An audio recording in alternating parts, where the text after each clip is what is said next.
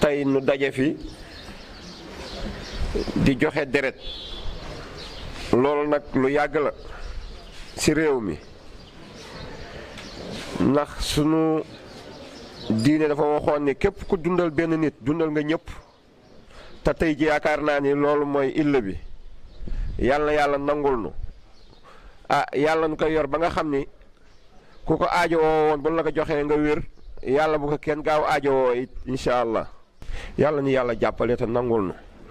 te yàlla sa borom bi sàmm nu sàmm sunu kilifa yi sàmm waa réew mi yëpp si daraja Yonent bi njaboot gi fi toogi di soldaar yi tey moo tax tey bi tribunal wootee ngay ñëw joxe seen deret am na koo xam ne nag toolu xare lay wax damay joxe ci sama deret waaye bi gën a rëy ma ngi nii tey bii mooy bi gën a mag ndax bii am na ku tëdd sa loolu hôpital benn bruit yëngalu ko waaye tey ma ngay appaat ma ngay bindi naan fan laa jëm nu ñu ko xaaral lu ñëw dimbali la ba nga xam ne daa delluwaat sa kër ak sa njaboot si wér ak jàmm kon jaraw la ko yéen jërë ngeen jëf amati ngeen baneen tolluwaay ak baneen ndam kon réew mi ndekete bu soxlaa ay ndaw yu mel nii la soxla ay jàmbaar yu mel ne yéen la soxla yàlla yokku leen la ngeen di yëngatu yàlla may leen si ndam yàlla ngeen si am grade yu rëy waa tribunal nag sunu cant si yéen saa bu nekk la waxtu bu nekk la du doggi mukk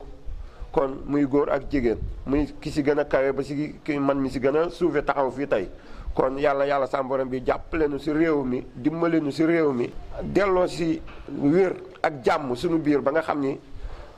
wér daal daanaka moo fi taxaw tey yàlla na ko yàlla defal daal asalaamaaleykum wa rahmatullah. Nous notons la présence de nos partenaires, à savoir l'armée nationale, donc à travers la zone militaire numéro 2, sous le commandement du colonel Aliou Samassa, qui a dépêché le sergent-chef Souleymane Ba dans le cadre de cette journée de don de sang. maa ngi nuyu ñi fi teew yëpp di ko commencer suñu kilifa le premier président Moustapha Fall kilifa compagnie judiciaire cour d'appel u Saint-Louis yëpp. di ci teg son secrétaire général Madické Diop di ci teg le représentant de monsieur le procureur général Yaya Amadou Dia ak le président Massar Fall bu TGI Ndar maa ngi sant ñëpp di rafetlu jotaay bi ak teewaay bi parce que woote nañ ñëpp wuy si ñu waaye li yëpp bu amee dañ koy gërëmee suñu premier président parce que ay jàmbaar yàgg nañ jaar cour d'appel Ndar bi mu ubbee ba léegi waaye wax dëgg yàlla bi mu ñëwee léegi gis nañ initiative yu bari yu fi am la dernière fois rek c'était une rencontre intellectuelle sur la digitalisation ak yu mel noonu jigéen ñi aussi jaar nañ fi def seen greffiers yi seen journée porte ouverte te yaakaar naa ne du fi yem lii nag am na solo trop parce que bërëbu àttekaay la madame la présidente de la commission wax na ko Sophie Diatta pour lijjanti mbiru nit ñi la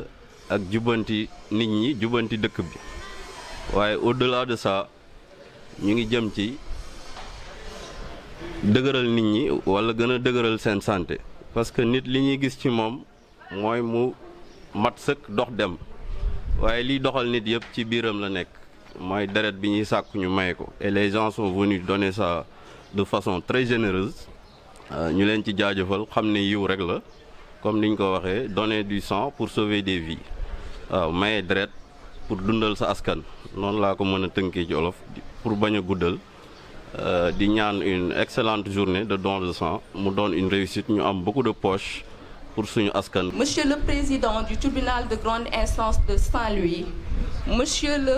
l'administrateur des greffes de la cour d'appel de Saint-Louis, chers personnel du palais de justice de Saint-Louis, chers collaborateurs, c'est avec une immense fierté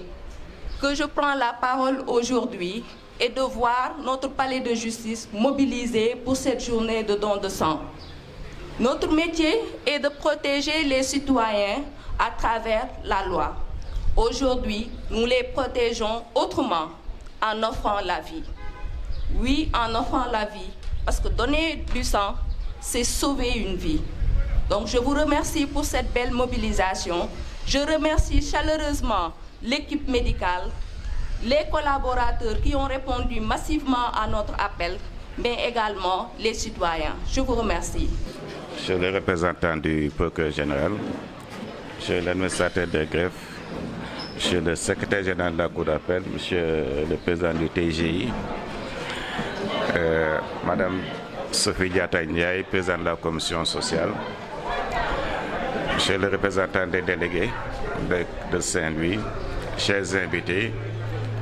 je vous salue tous. Bon, c'est avec un très grand plaisir que je me présente devant vous. Tout d'abord pour vous remercier d'avoir répondu massivement à notre appel. Bon, cette cérémonie est très importante pour la bonne et simple raison que ça nous permet de montrer une autre facette des magistrats que nous sommes. Donc le palais de justice de Saint-Louis est composé de magistrats, de greffiers, administrateurs de greffe, tout un ensemble de personnels qui œuvrent quotidiennement pour rendre la justice. Mais en dehors de rendre la justice, il nous est venu l'idée d'organiser une opération de don de sang, parce que ça montre qu'on n'est pas là uniquement pour délivrer des arrêts, des jugements. Nous sommes avant tout des humains, donc nous sommes interpellés par les problèmes de la société. Donc c'est une action citoyenne que nous avons tenu à organiser. Et je me permettrai de féliciter l'équipe qui s'est chargée d'organiser cette manifestation. Je veux nommer la commission sociale qui a été mise en place à la suite de l'Assemblée générale du Palais qui a été tenue ici. C'est une équipe très dynamique. Et quand j'ai vu les posts qui sont passés, les vidéos qui ont dépassé, la campagne de sensibilisation extraordinaire qui a été menée, et c'est ce qui nous vaut aujourd'hui cette présence massive. Et vraiment, je vous dis bravo, je vous tire mon chapeau. Vous avez travaillé de manière admirable et vraiment toutes mes félicitations. Et nous souhaitons qu'en dehors de cette opération, que d'autres opérations puissent suivre. Il n'y a pas que le don de sang, donc donner son sang, effectivement, c'est sauver des vies. Mais le plus important, c'est de mener une action citoyenne et montrer qu'en dehors de rendre la justice, nous sommes des humains avant tout. Nous participons à l'œuvre commune de la société. Je me permets aussi de remercier le secrétaire général ici présent, pour la coordination de toutes les activités qui se mènent ici au niveau de la Cour. Et merci Maître Conté pour les paroles aimables que vous avez bien voulu tenir à mon égard. La suite de l'Assemblée générale du Palais, on avait mis en place certaines commissions, hygiène, environnement, sécurité et la commission sociale, qui est maîtresse d'œuvre de cette journée. Donc dans le cadre des activités de la commission sociale, il a été convenu d'organiser une journée de don de sang. Donc c'est ce qui s'est passé aujourd'hui. Donc comme je l'ai dit, nous sommes des magistrats, certes, on est là pour dire le droit, rendre la justice, mais en dehors de ça aussi, nous sommes des citoyens comme tout autre. Raison pour laquelle nous avons voulu faire cette opération de don de sang, juste pour dire que nous contribuons à l'œuvre commune, comme tout citoyen. Donc il nous est revenu de donner notre petite contribution, une participation à l'œuvre citoyenne, raison pour laquelle cette journée a été organisée. Des actions qu'on doit pérenniser dans le futur? Bien sûr, c'est une action qu'on doit pérenniser. En dehors de cette action, il est prévu d'autres actions et la commission sociale va dérouler donc un certain nombre d'activités qui pourront être organisées tout au long de l'année et ultérieurement. Peut-être l'importance du don de sang dans les populations? Don de sang, c'est un don de